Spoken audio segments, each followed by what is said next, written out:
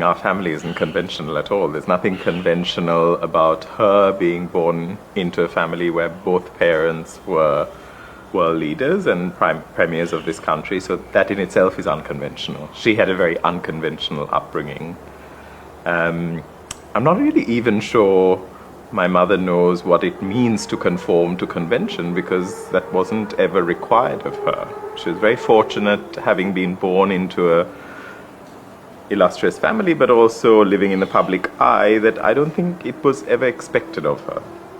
For a woman who was from a very conservative background, my grandmother never expected her daughters to conform to convention. She never interfered with who they married or what choices they made in terms of where they studied and what they studied. So convention was never really part of her upbringing or her vocabulary. So from our perspective, for my sister and I, again, I suppose it was never something that we were expected to conform to, you know?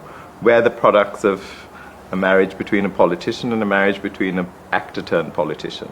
Neither of my parents were conventional. They were ahead of their time in many ways. They were different in many ways. So therefore, our childhoods were not conventional either. I mean, in some ways, particularly as adolescents, as older teenagers, I suppose you can say there were some negatives about that, because it's not conventional having a single parent who is also very absent.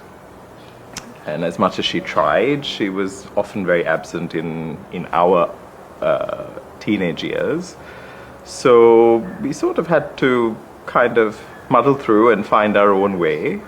But as a result of which also, I think we were also spared this sort of helicopter parenting of our generation. Many of my friends and contemporaries had parents, particularly mothers, who were over-interfering and over-involved, and we never experienced that.